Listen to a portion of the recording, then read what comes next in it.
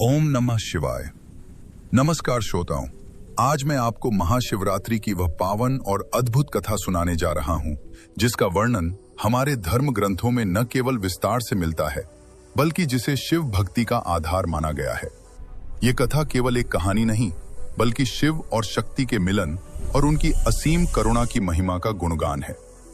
हमारे शिव पुराण और अन्य प्राचीन ऋषियों द्वारा रचित ग्रंथों में स्पष्ट रूप से कहा गया है कि महाशिवरात्रि की इस कथा में एक ऐसी अलौकिक शक्ति है जिसे सच्चे मन और श्रद्धा से सुनने मात्र से ही मनुष्य के जन्म जन्मांतर की दरिद्रता, पाप और दुर्भाग्य कट जाते हैं।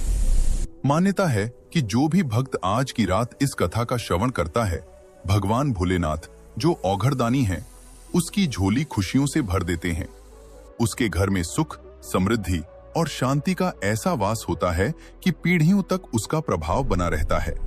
तो चलिए अपने मन की सारी सांसारिक चिंताओं, तनाव और भागदौड़ को कुछ देर के लिए भूल जाइए। एक लंबी गहरी सांस लें और अपने हृदय के द्वार खोल दीजिए, क्योंकि आज हम चलेंगे एक ऐसे भावनात्मक सफर पर जहां एक साधारण परिवार की घोर मुसीबतें और उनका संघर्ष शिवजी की अनजाने में की गई पूजा से कैसे वरदान में बदल गया, यह हम जानेंगे। बहुत समय पहले की बात है। मोक्षदायिनी नगरी काशी के पास ही एक छोटा सा गुमनाम गांव था, बिलासपुर, जहां काशी में मंदिरों की घंटियां गूंजती थीं। वहीं इस गांव के बाहरी हिस्से में सन्नाटे के बीच एक टूटी फूटी जर्जर सी झोपड़ी थी। उस झोपड़ी की कच्ची दीवारें और तपकती छत ही एक लकड़हारे की कुल दुनिया थी, जिसका नाम था माधव, और उसकी धर्मपत्नी जो साक्षात धैर्य की मूर्ति थीं, उनका नाम था सुमित्रा। माधव का जीवन संघर्ष का दूसरा नाम था।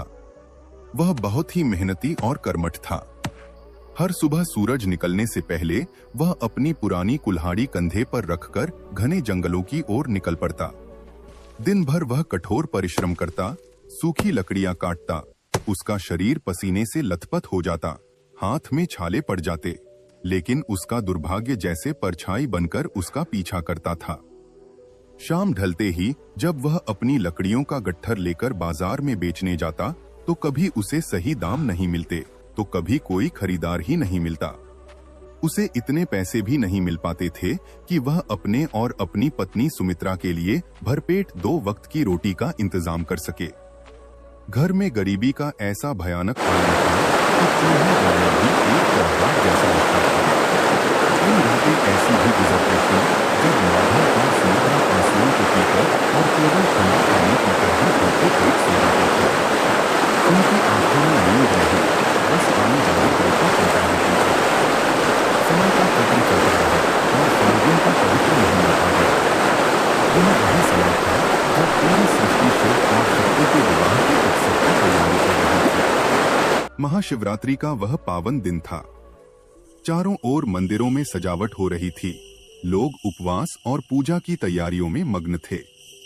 हवाओं में एक अलग ही पवित्रता घुली हुई थी।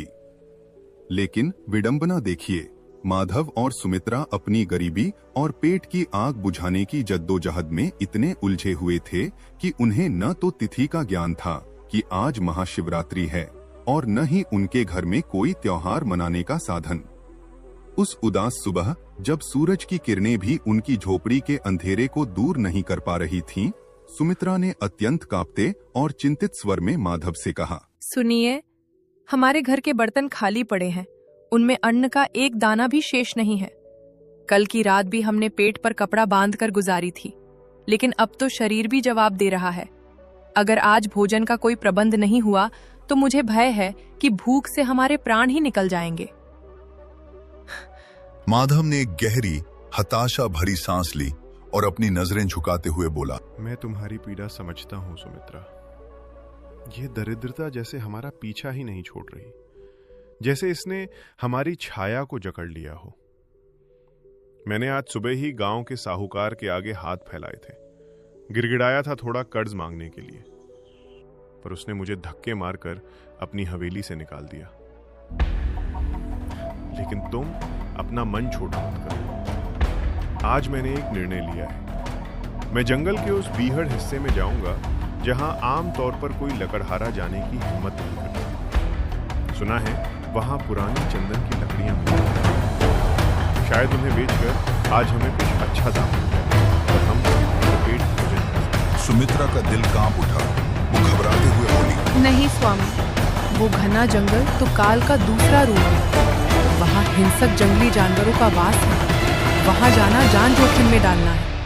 पर शायद ईश्वर की यही मर्जी है। आप कृपया बहुत संभल कर जाइएगा।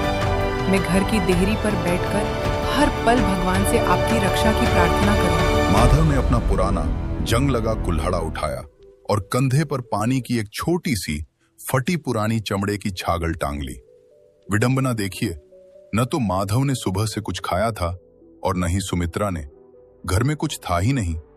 इस तरह अनजाने में ही सही महाशिवरात्रि के पावन पर्व पर पति और पत्नी दोनों का निर्जला उपवास व्रत शुरू हो चुका था।